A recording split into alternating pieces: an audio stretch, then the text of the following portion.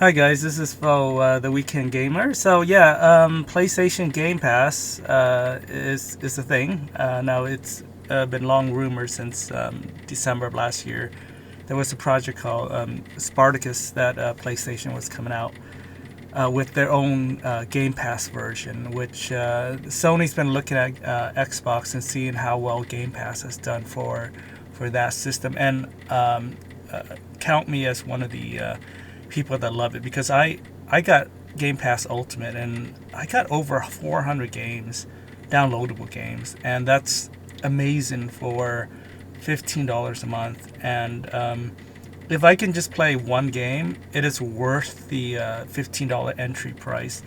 Sure, I don't own the game, but once I beat the game, I feel like I, for $15, I feel like I didn't really spend the $60, or in Sony's case, $70 for a new game. So we'll get into that. And so PlayStation, it's not called PlayStation Game Pass. It's actually called PlayStation Plus, which is actually the service that you're already paying right now. It is $10 a month, which basically gets you 3 or 4 free games a month. But when I say free games, it's not really free. If you stop paying for Plus, you just don't have access to those games. So basically, it's like you're renting the game. Basically, you don't own the game on the PlayStation. I guess they're calling it Essential now. So the basic version is the same price as before, and nothing has changed. So if you're on a PlayStation Plus, nothing's changed.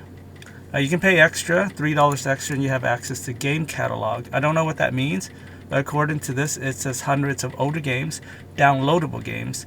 So you won't be able to stream these games, but you can download them. And I don't know what hundreds of older games mean, because I don't know the difference between older games and game catalog and then classic games. So I don't know what the difference are. Classic games, I'm assuming PlayStation 1 game, PlayStation 3 games. So game catalog to me is more like PlayStation 4 era game. But that's how I interpret it. So I don't know the difference in game catalog and classic games. To me, they seem like they should be the same, or if they make a distinction, they should kind of spell it out what that means. Anyway, so basically there's 3 tiers: the essential, the extra, and premium. And for a premium, you get everything in essential and extra, plus you get access to classic games, as I said. These other things, streaming and game trial, they're not features to me. A game trial to me is more like a glorified time demo.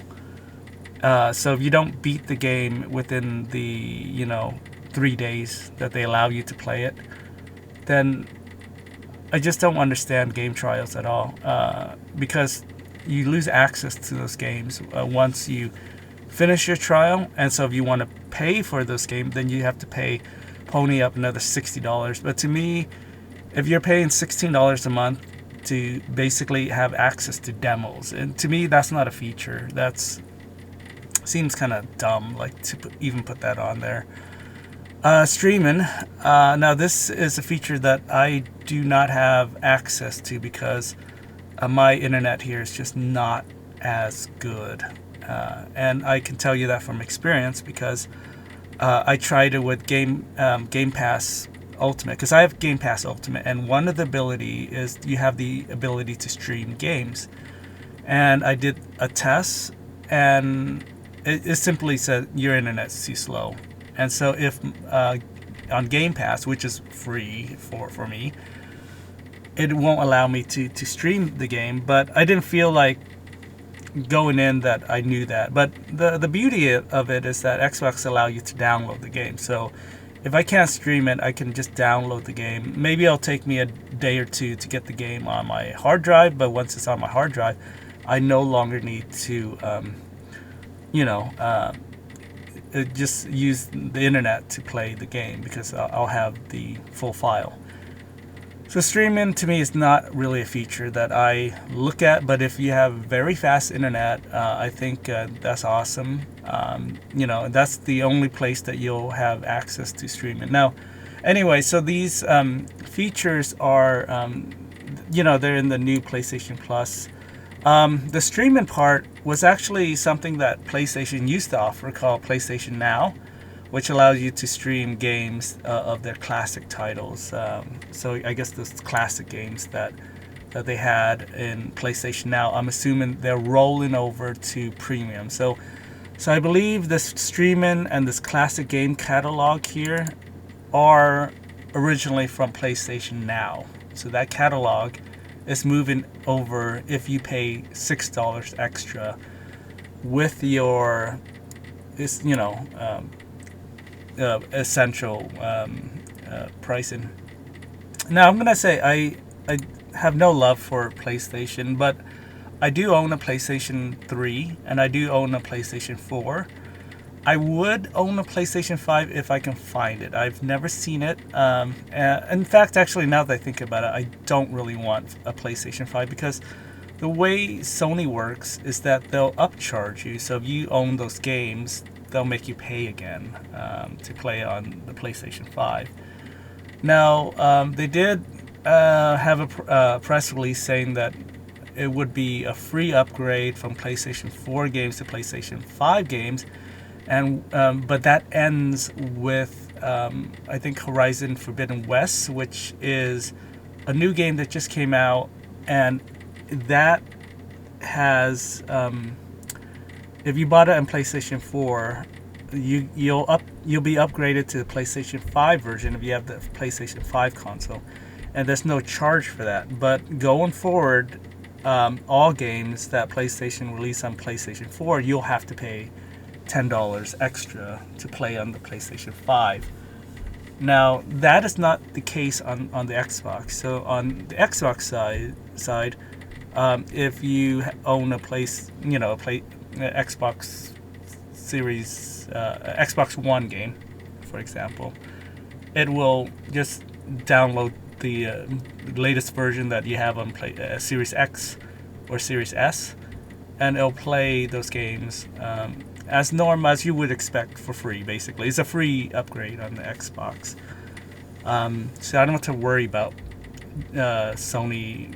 I don't have to worry about Microsoft nickel and diming me for every game I own, and that's the fear, because I own a bunch of PlayStation 3 games and I own a bunch of PlayStation 4 games.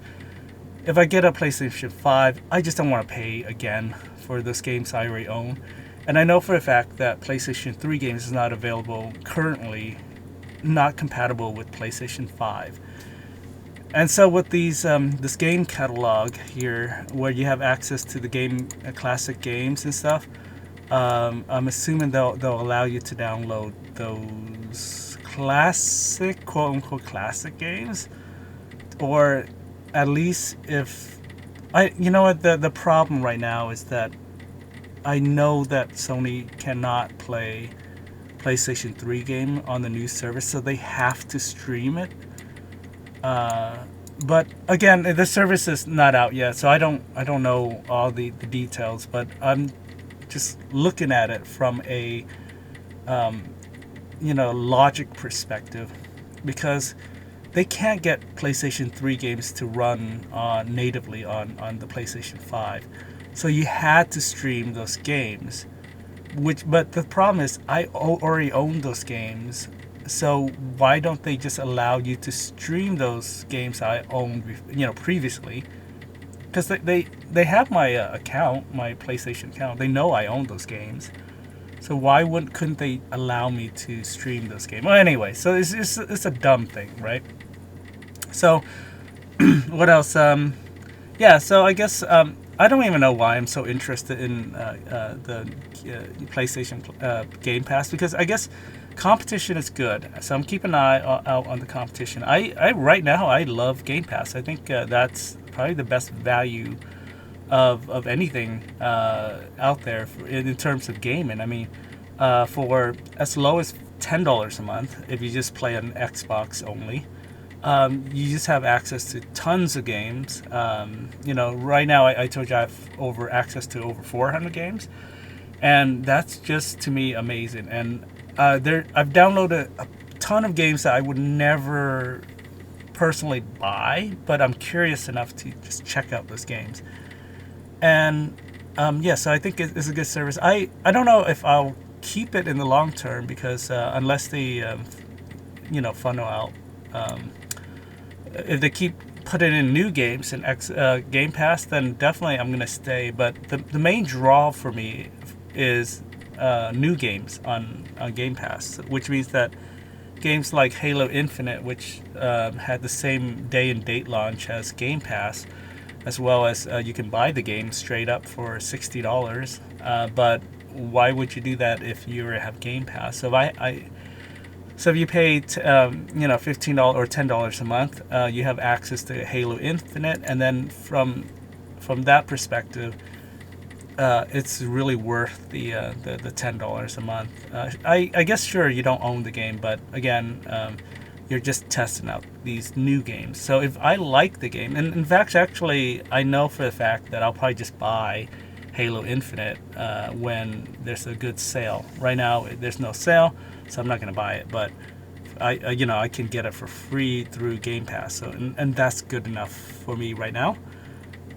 Unfortunately, Sony is not going to offer new games on their Plus system, and now obviously the service hasn't launched. I don't know all the details, but if you read and you keep up with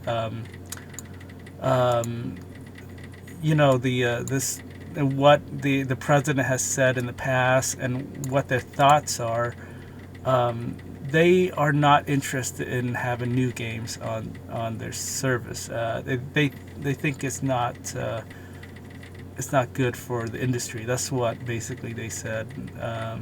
Let me see. Prices could change. One is that let me see. Sony is testing out. Okay, so hang on a second.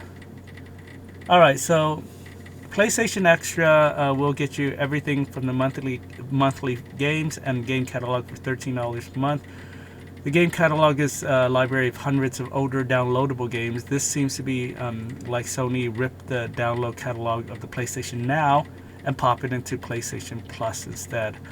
PlayStation Plus Premium will get you all the above plus everything for $16 a month. That everything else includes PlayStation Now streaming capability. You will also get a library of classic games as well as new game trial features. Again, all these prices could change, blah, blah, blah. While Sony will not include full version of its blockbuster games in Game PlayStation Plus on day one, so what that means is that it's not going to allow you to play new games. So if God of War 5 comes out, it's not going to be available on Sony Plus, and that is the attitude that Sony has for the game. They're just not going to have it on the service. So if you want to play God of War 5 on PlayStation 5, you're going to pay $80 for that game. Okay, so going back to pricing, Sony wants to charge I guess $70 for all their games. I think it's ridiculous. I think $60 is ridiculous, to be honest. But we've paid $60 for so long that it's no longer really an issue. I normally, personally speaking, I don't buy games at $60 unless they're like games I really want to support the developers, or I just have a passion for those games. Then I'll pay $60. But most of the time, I'll just wait a year, and those games are going to go on sale. For example, I wanted to play, what game was it? I still haven't played it. That's how lame it is, but I bought it. So it was Oh my God, it's on the top of my head. I'm forgetting it. N17, Mass Effect. Okay, Mass Effect. So Mass Effect got a remaster edition called the Legendary Edition that came out a year ago, and they were charging $60 for a new copy. I refused to pay money for it because I already owned the original games and I played through the original games, and I don't know if it's worth the my $60 to play those games again. But a year later, when the price is more reasonable, where it's dropped to $30, I thought that was a better deal. So for $30, I'm basically paying $10 per those games because it comes with three games basically: Mass Effect 1, 2, and 3. All right. You know what's funny is that Legendary Edition was available on Game Pass. So there you go. So for $10 a month, you can play that game. I mean, especially if you don't want to repay, for the full game. But having said that, though, I normally wait until the game goes on sale anyway, because I find that $60 is really a hard pill to swallow. I don't know who is clamoring to pay $70 a game, but there are people out there that will defend Sony for wanting to charge $70 for the game. I don't think it's worth it. Xbox on the other side, for that same game, or at least cross-platform game, will only charge you $60 a game. In fact, actually, their first title party, you can get it on obviously Game Pass for $10 a month if you only want to try out the game. So either you paid $60 for Xbox game or $10 if you wanna if it's on the Sony, on the Microsoft game catalog. Unfortunately, third party, you're still gonna pay $60, but Microsoft won't charge you more than $60 for those new games unless the manufacturer wants to charge that much. But on Sony's side, because Sony owns those games like God of War or whatever, they're going to charge you $70, and I think it's wrong. Okay, and here's the funny thing is, Sony would charge $60 for the PlayStation 4 version, but obviously wants to upcharge you $70 for the PlayStation 5 version. That's why they won't allow you to upgrade your PlayStation 4 version without paying that extra $10 fee that if you want to play on the new system. I think it's ridiculous, but I guess, I don't know. I guess there's Sony fanboys out there that just love paying extra money for games they already own. And like I said, I don't understand those people that defend these things because, believe me, I think $70 is way too much to pay for a game. And like I said, just wait a year, it's going to drop in price. So, I don't know. I think $60 is even a lot to be asking for. But that's just my opinion. I don't think it's worth. So I don't know. Anyway, I know a lot of people are saying, well, there's a lot of developers that needs the money or something like that. But if that money went directly to the developers, I guess I would be okay with it. But I think that $10 is just going straight to Sony. I don't think. Anyway. So yeah. So that's it. PlayStation Now is getting the extra service. I'm probably not going to get it. Like I said, I do own a PlayStation 4 and PlayStation 3. I'm just not going to get it because I haven't powered up those system in over a year, and that's fine because my Xbox is getting a lot of love right now because quick resume is awesome. Storage expansion is easy and available, unlike PlayStation 5. What else? Game Pass will get you access to hundreds of games, or 400 games, and is for very little money. You can play a lot of games. I think it's really, to me, it's a no-brainer, especially if you get the Series S, which is about $300, and you pay $10 for Game Pass. You basically have almost unlimited games at your access. It's really great if you have kids. You can just throw that at them, and they can just have a lot of fun playing games. They'll never get tired of those 400 games. I don't. To me, anyway. Yeah, eventually they want you to buy the Xbox game outright, but yeah, for $10, you can just have access to hundreds of games. Sony currently doesn't really offer anything close to it, and with PlayStation Now or Premium Edition, I'm hoping there's more competition. With more competition, I'm hoping Game Pass also improves, or at least when it comes out, you can see the Game Pass blows away anything that Sony has tried, especially with new games, because I'm telling you, that new games feature is a killer. I'll be brutally honest. I would not pay for Game Pass if I knew that I couldn't get access to new games. If I only had access to older titles, there's really no point for me to pay for Game Pass, because why wouldn't I just pay $3 for those games outright, or because they go on sale all the time. So why wouldn't I just pay $3 or $4 per games that I really truly want to play, and then I can own them forever, or at least until the service goes away, but wouldn't I rather do that versus paying for a service? And so Game Pass, to me, it's essential that they have those new games, and yeah, that's a big draw for me. PlayStation Now, with all that I've read, will not have new games, so to me it's kind of dead out of the water. And I guess we'll see when it launches. We'll see the reviews, and I'm telling you right now, it's gonna suck compared to PlayStation Game Pass, or Xbox Game Pass, I'm sorry.